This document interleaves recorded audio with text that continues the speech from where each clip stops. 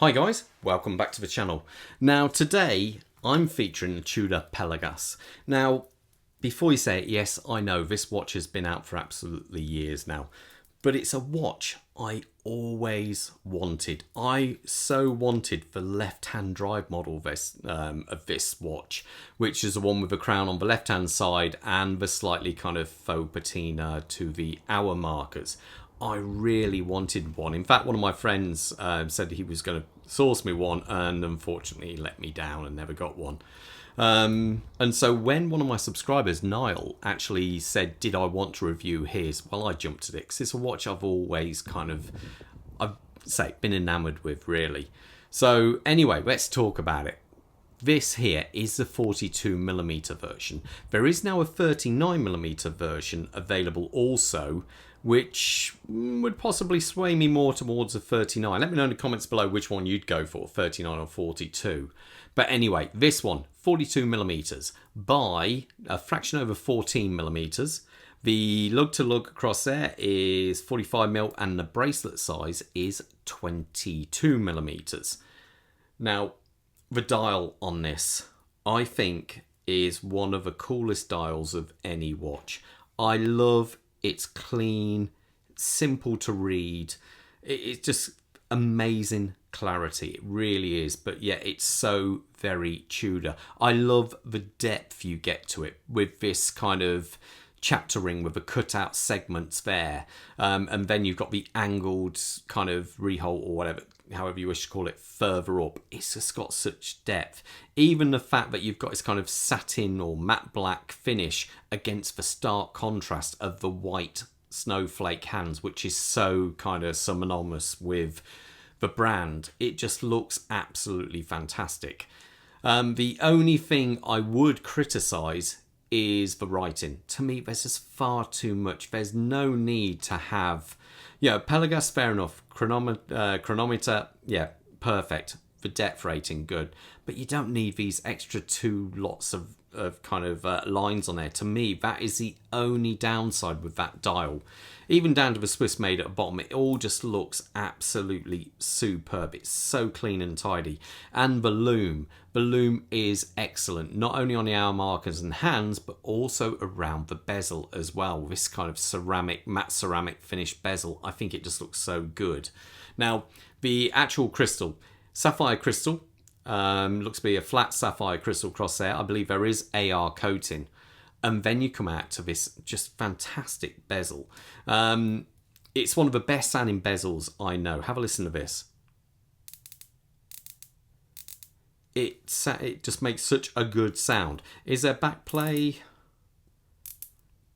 A little, yeah, tiny bit. Now, it has a little trick up its sleeve. Now, as you wind it round, you have a slight bit more resistance at the 12 o'clock position. So I spoke to Niall. He couldn't feel it himself. But what I did, I closed my eyes and I just spun it in my hands a few times like that. And just, brought it round.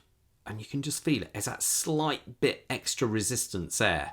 And each time I managed to get it exactly at 12 o'clock. So I think that's just so nice. You do have this kind of coin edge bezel arrangement going, on the edge of a bezel there, which allows you to purchase a bezel.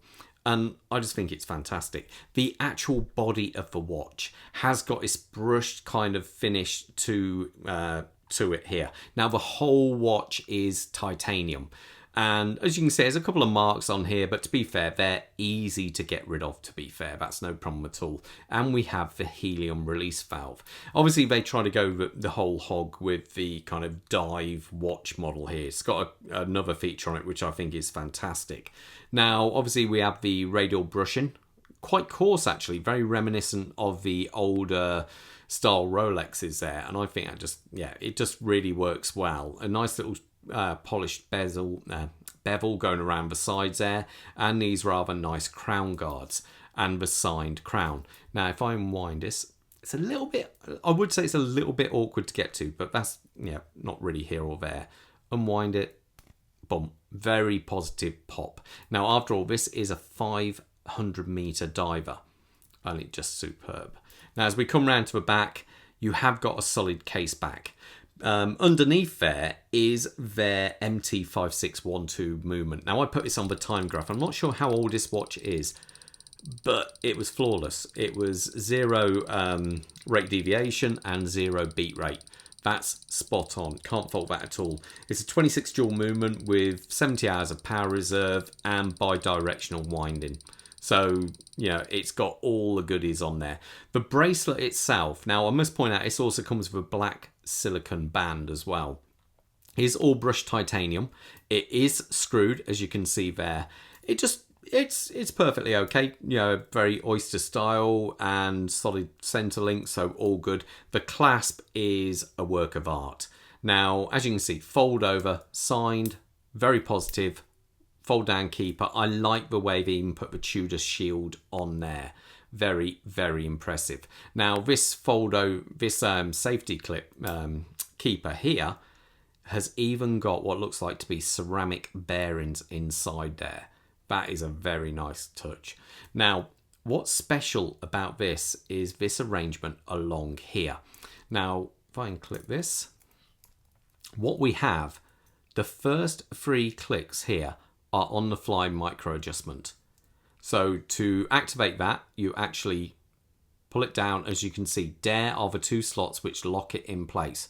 So if I pull it down and move it 1 notch, click, it will not. What's nice with this, the Breitling actually, once you pull it out like that, you can then push it back in, squeeze it tighter. But this one you can't, it's actually locked in place. A little bit like the glide lock on a Rolex. And you've got the second one there. So very positive click. But if you're going to do the, go the full Monty and go for the proper dive stuff and use this as a diving tool, you press here, which is quite nice, and you get the dive link extension. Now, if you were actually going to be diving, what you want to do is get the watch on your wrist as tight as it can be, because as you go further down into the water, obviously the water pressure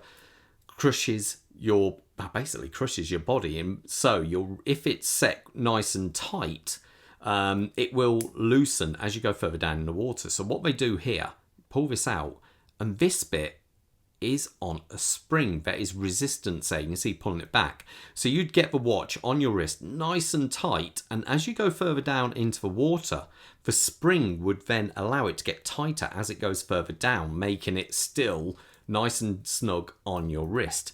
Let me put this on my wrist so you get an idea how it looks. Let's clip that back in. Zoom out a little bit. Oop.